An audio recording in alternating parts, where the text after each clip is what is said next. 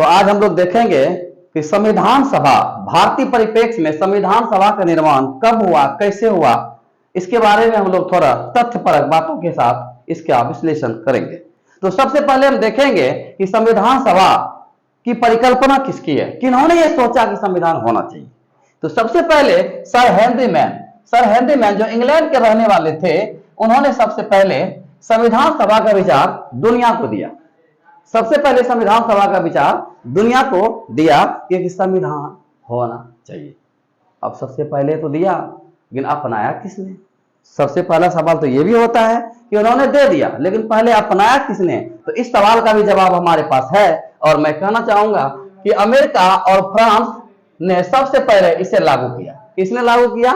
America और France ने। दुनिया में सबसे पहले स्वतंत्र होने वाले देश अमेरिका ही थे। तो सीधी सी बात है कि वो ही पहले संविधान को अपनाएगा। तो संविधान सभा का सबसे पहला जो परिकल्पना था वो सर हेनरी मैन का था, जो इंग्लैंड के रहने वाले थे, और सबसे पहले अपनाने वाले देशों में अमेरिका पहले नंबर पे है, उसके साथ साथ फ्रांस को अभी नाम लिया जाता है। अब भारत के परिप्रेक्ष्य में अगर हम देखते हैं तो सबसे पहले देखते हैं कि ये भारत में ये किसके दिमाग में, किसकी उपज थी। तो सबसे पहले भारत में इसकी मांग सर्वप्रथम बाल गंगाधर तिलक ने 1895 में रखा तथा स्वराज बिल पेश किया। क्या किया? तो स्वराज बिल को उन्होंने पेश किया। अब सबसे पहले स्वराज बिल बाल गंगाधर तिलक ने पेश किया। बाल गंगाधर तिलक के बारे में आप लोग जानते हैं, ये उग्र विचारधारा को मानने वाले थे, लाल बाल पाल तिकड़ी में से एक थे। तो इनकी जो डेथ है वो भारत की आजादी से पहले हो गई थी। अब आगे बढ़ते हैं और देखते हैं कि 1922 में महात्मा गांधी ने कहा कि भारत का संविधान भारतीयों के इच्छा अनुसार बनेगा, ना कि किसी के दबाव में और ना कि किसी और के इच्छा अनुसार। क्योंकि 1922 में अगर कहा जा रहा है तो यह अंग्रेज भी थे।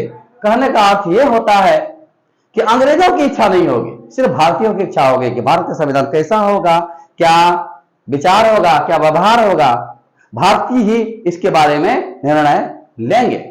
आगे बढ़ते हैं और देखते हैं कि 1924 में सीनियर नेहरू यानी मोतीलाल नेहरू ने संविधान सभा की मांग रखी। किसकी मांग रखी? संविधान सभा की मांग रखी। कम्युनिस्ट नेता, कम्युनिस्ट पार्टी कॉमरेड, प्रसिद्ध कॉमरेड माधवेंद्र नाथ राय यानी एम एन राय जो भारत के सबसे बड़े कॉमरेड नेताओं में गिने जाते थे उस समय, उन्होंने भारत में सबसे पहले 1934 में संविधान सभा की मांग रखी, जिसे 1935 में कांग्रेस ने आधिकारिक मांग बना लिया। क्योंकि कांग्रेस उस समय महत्वपूर्ण पार्टी थी जिसके बातों को अंग्रेज भी ध्यानपूर्वक सुनते थे। तो उन्होंने 1935 में इसको अपनाया और आधिकारिक मांग बनाया। ये सारी मांग तो इतना जो मांग था वो तो ऐसी थी, एक विचार था, लेकिन आधिकारिक रूप से मांगना शुरू किया तो किसने किया? तो कांग्रेस ने। और कब किया? तो 1935 में। अब आगे क्या होता है कि 1937 में कांग्रेस का एक अधिवेशन होता है महाराष्ट्र के फैजपुर नामक गांव में यह पहला अधिवेशन था। गांव में यह पहला अधिवेशन था कांग्रेस का। आप लोगों को पता होगा कि 1885 में जब कांग्रेस की स्थापना हुई तो उसी साल से लगातार प्रत्येक साल जगह बदल कर कांग्रेस का अधिवेशन होता था और हर साल एक अध्यक्ष चुने जाते थे। तो इस 1937 के फैजपुर अधिवेशन में अध्यक्ष थे पंडित जवाहरलाल नेहरू। तो यहाँ पे एक चीज महत्वपूर्ण बात यह हो जाती है कि फैजपुर जो कि महाराष्ट्र में है, गांव में कांग्रेस का पहला अधिवेशन था, इसलिए यह महत्वपूर्ण हो जाता है। अब देखो क्या कहता है, पंडित जवाहरलाल नेहरू ने ऐसे संविधान सभा की मांग रखी। अब संविधान सभा कैसी होनी चाहिए, कैसी मांग रखी? तो ऐसे संविधान सभा की मांग रखी जो वयस्क मताधिकार पर आधारित होगा। वयस्क मताधिकार का अर्थ होता है कि 18 साल से ऊपर वाले लोग ही इसमें अपना मत देंगे और अपने विचार रखेंगे, ना कि बच्चे को भी इसमें शामिल किया जाएगा। यानी कि वयस्क मताधिकार यानी कि सोचने की क्षमता जब होगी तभी आप उसको निर्णय दे पाएंगे। तो वयस्क मताधिकार के आधार पर ही संविधान सभा का निर्माण होगा। और इसके साथ साथ एक और बातों पर भी गौर किया गया तथा बाहरी हस्तक्षेप से स्वतंत्र हो। यानी बाहरी हस्तक्षेप करने का मतलब होता है कि अंग्रेज इसमें हस्तक्षेप नहीं करेंगे, यानी कि भारतीय लोग ही इसको बनाएंगे और भारतीय लोगों का मत ही निर्णायक होगा। आगे हम देखते हैं कि मार्च 1942 में क्रिप्स मिशन भारत आता है। आप लोगों को पता है कि मार्च 1942 में क्रिप्स मिशन भारत आता है और उन्होंने यह स्वीकार कर लिया कि भारतीयों का एक संविधान होगा। मान लिया उन्होंने भाई। क्यों मान लिया? उनको भी पता चल गया कि भारत में अब ज्यादा दिन तक टिकना आसान नहीं है और इसको अगर मनाना होगा, अगर कांग्रेस को मनाना होगा तो उसको संविधान देना होगा। अब देखो आगे क्या होता है कि 24 मार्च 1946 को कैबिनेट मिशन भारत आता है। किसका, इसका उद्देश्य क्या होता है? भारत के आजादी दिलाना।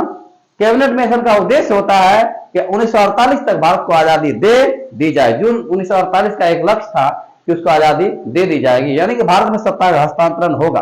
भारत में क्या होगा? अंग्रेज चले जाएंगे और भारत को अपनी विरासत, अपना स्वतंत्रता मिल जाएगा। अब सवाल यह भी उठता है 1946 में क्यों? तो आप लोगों को पता होगा कि द्वितीय विश्व युद्ध जो कि 1939 में शुरू हुआ था और अगस्त 1945 में समाप्त हुआ, इंग्लैंड की विजय हुई, यह बात सत्य है। लेकिन इंग्लैंड आर्थिक रूप से जर्जर हो चुका था और भारत में उसका विरोध लगातार हो रहा था। ऐसी स्थिति में अंग्रेजों को लग रहा था कि भारत पर अब शासन करना थोड़ा सा मुश्किल है। तो इसीलिए अंग्रेजों ने सोचा क्यों ना उसको प्यार से ही सत्ता को हस्तांतरित कर दिया जाए, क्योंकि यहां पे आगे रहना अब उसके लिए थोड़ा सा मुश्किल दिखाई पड़ रहा था, क्योंकि क्रांतिकारी गतिविधियां इतनी तेजी से बढ़ रही थी कि वहां पे ये अंग्रेज सर्वाइव अब नहीं कर पा रहे थे। अब आता है कि मार्च 1946 में कैबिनेट मिशन भारत आता है, जिसका उद्देश्य भारत में सत्ता का हस्तांतरण तथा संविधान सभा का गठन करना था। क्या था? संविधान सभा का गठन होगा। यानी अंग्रेजों ने भी मान लिया कि संविधान सभा का गठन अब होगा, होकर रहेगा। अब एक चीज गौर करने वाली बात है, कैबिनेट मिशन, ये कैबिनेट मिशन में 3 लोग थे और कैबिनेट मिशन के जो अध्यक्ष थे वो थे sir Pethick Lawrence. Sir Pethick Lawrence जो इसके अध्यक्ष थे। कौन थे? पैंथिक लॉरेंस इसके अध्यक्ष थे और इसके साथ साथ 2 और सदस्य थे। ये जो कैबिनेट मिशन था 3 सदस्यीय टीम थी। इसके साथ साथ एबी अलेक्जेंडर और सर स्टैफोर्ड क्रिप्स भी इसके साथ भारत आए थे। अब हम इसको कई बार पूछा जाता है कि कैबिनेट मिशन में कौन थे कौन नहीं थे, तो इसको याद करने के लिए छोटी सी ट्रिक बनाया है जिसे हम कहते हैं काल, यानी कि भारतीय गुलामी का काल, यानी कि वो काल जो कि भारत को आजादी की तरफ ले जा रहा था। और उसमें 3 नाम थे, एक तो sir Pethick Lawrence, A B Alexander और सर स्टैफोर्ड क्रिप्स। तो इसका मैंने ट्रिक बनाया है, क्रिप्स से क्या निकाला हुआ है और एबी अलेक्जेंडर से ए निकाला हुआ है और सर पैंथिक लॉरेंस से एल निकाला हुआ, और तीनों को मिला करके मैंने एक छोटा सा फॉर्मूला बनाया है जिसे हम काल कहते हैं। यानी कि हम कह सकते हैं कि कैबिनेट मिशन में कौन कौन आया था, तो काल आया था। काल यानी कि क्रिप्स, अलेक्जेंडर और लॉरेंस। और आगे बढ़ते हैं तो अब संविधान सभा की बातें कि आगे की प्रक्रिया किस तरह स्टार्ट होती है। तो संविधान सभा के कुल 389 सदस्य थे। ये वयस्क मताधिकार के द्वारा चुने गए थे, जिसमें 296 ब्रिटिश प्रांत। भारत में 2 तरह के राज्य थे, एक तो ब्रिटिश प्रांत जो डायरेक्ट अंग्रेजों का जहां पे कब्जा था, और दूसरा था देशी रियासत जो कि इनडायरेक्ट रूप से अंग्रेजों के कब्जे में था। यानी कहने का मतलब है अंग्रेजों का राज तो वहां भी था, लेकिन वहां पे छोटे छोटे देशी राजा राज्य किया करते थे। तो अब वहां पे क्या होता है कि टोटल जो सदस्य बनाए गए 389 बनाए गए। कितने सदस्य बनाए गए? तो 389 बनाए गए, जिसमें 296 तो ब्रिटिश प्रांत से थे और 93 देशी रियासत। देशी रियासत आप लोगों को क्लियर होगा, देशी रियासत हम किसे बोलेंगे? जो कि राजा तो थे लेकिन वो अंग्रेजों के अधीन काम करते थे। तो भारत 2 भागों में विभक्त था, एक तो डायरेक्ट अंग्रेजों का शासन था, दूसरा इनडायरेक्ट रूप से अंग्रेजों का शासन था। तो डायरेक्ट रूप से जो अंग्रेजों का शासन था वहां से 296 सदस्य चुन के आए और जो इनडायरेक्ट था वो उसकी संख्या 93 थी, यानी कुल टोटल 389 सदस्य संविधान सभा में थे। आगे बढ़ते हैं तो ब्रिटिश प्रांत में भी 2 प्रकार के भाग थे, एक भाग था डायरेक्ट ब्रिटिश प्रांत और एक था चीफ कमिश्नरी।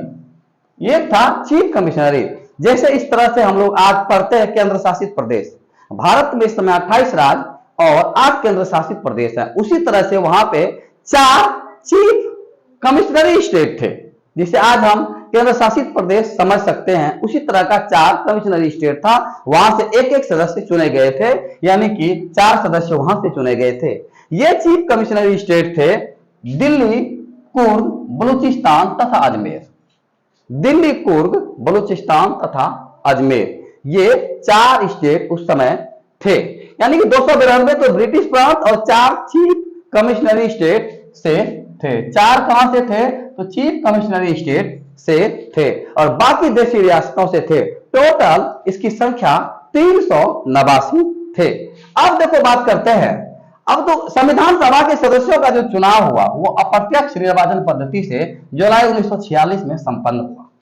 अप्रत्यक्ष और प्रत्यक्ष, डायरेक्ट और इनडायरेक्ट, तो 2 तरह की चुनावी प्रक्रिया है। इसकी चर्चा भी हम किसी क्लास में करेंगे। फिलहाल हम इतना बताएंगे कि ये जो चुनाव की प्रक्रिया थी अप्रत्यक्ष थी, यानी कि प्रत्यक्ष रूप से नहीं, जैसे हम डायरेक्ट वोट नहीं दे सकते थे, हमारे प्रतिनिधि उसको वोट करते थे, तो वो तरीका होता है अप्रत्यक्ष तरीका कहलाता है। संविधान सभा के सदस्यों का चुनाव अप्रत्यक्ष निर्वाचन पद्धति से जुलाई 1946 में संपन्न हुआ। कब हुआ?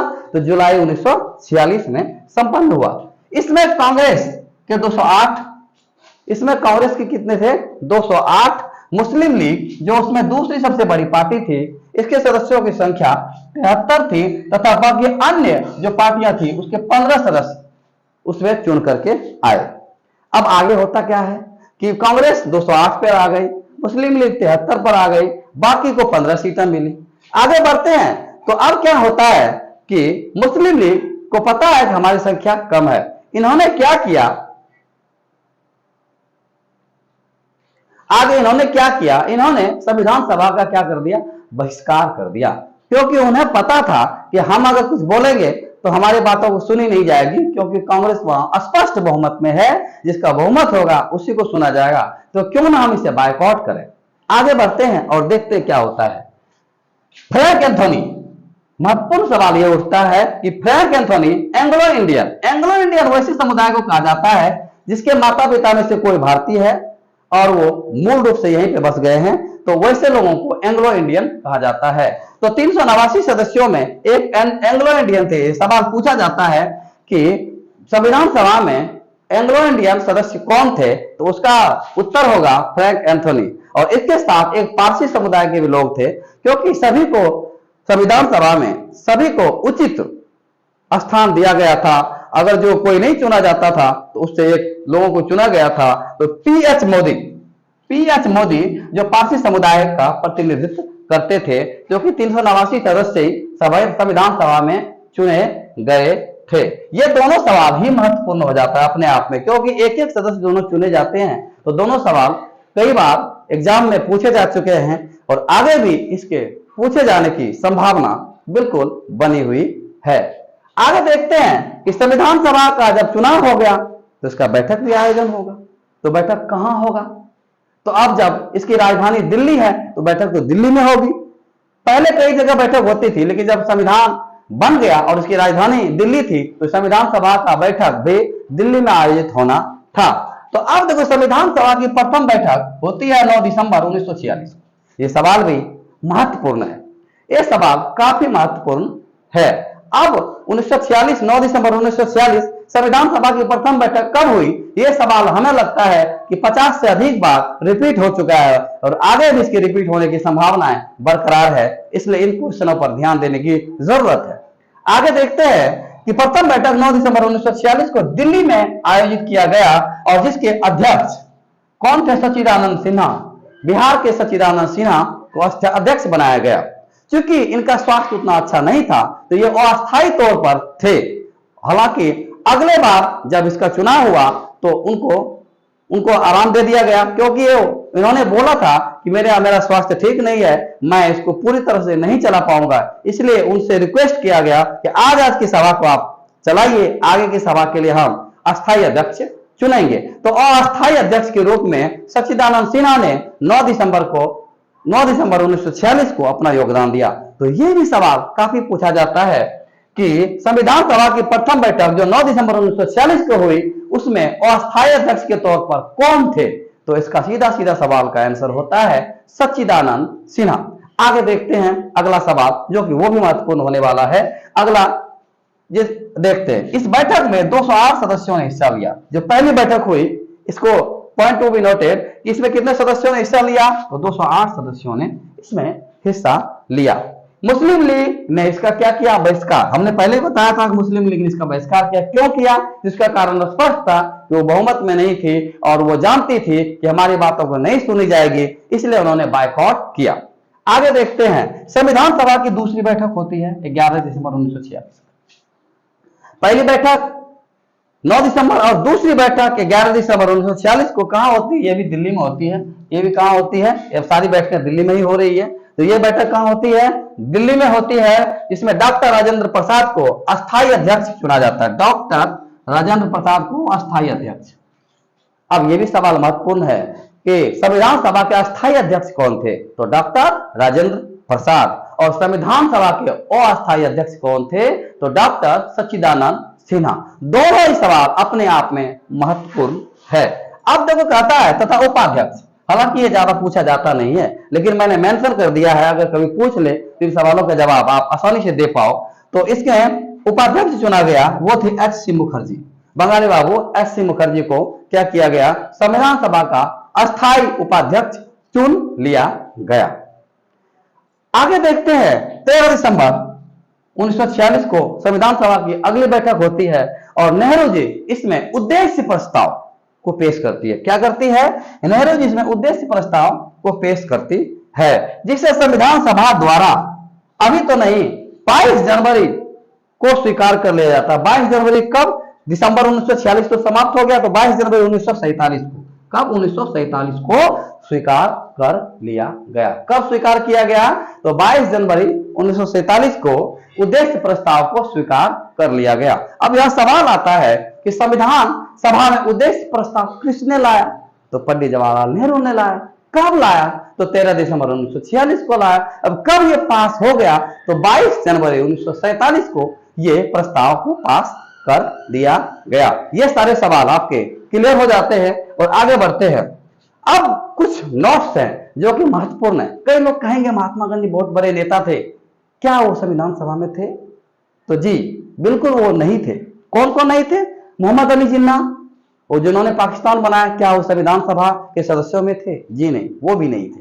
तो अब ये तो भी नोटेड कि महात्मा गांधी तथा मोहम्मद अली जिन्ना संविधान सभा के सदस्यों में नहीं थे।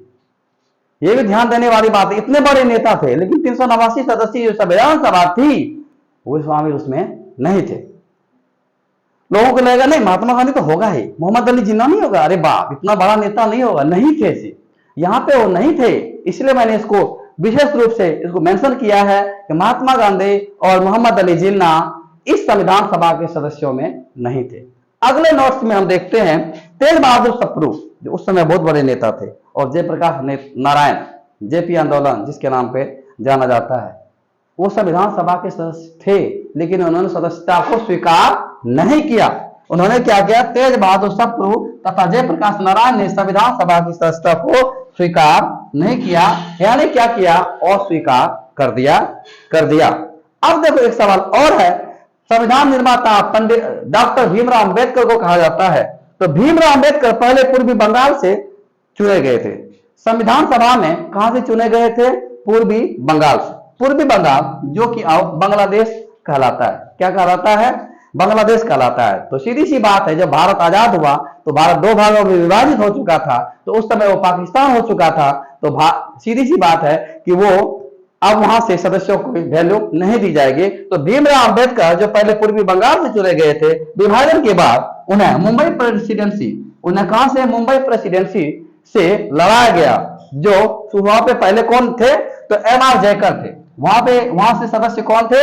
एम.आर. जयकर। एम.आर. जयकर को वहां से इस्तीफा दिलवाया गया। उसी का स्थान पर डॉक्टर भीमराव अंबेडकर को वहां से चुनाव लड़वाया गया और जिताया गया, और उसके साथ वो संविधान सभा के सदस्यों में शामिल हुए, जिसके साथ उन्होंने संविधान के निर्माण में महत्वपूर्ण भूमिका निभाई। आगे है, इसे संविधान सभा का जनक कहा जाता है। किसे कहा जाता है?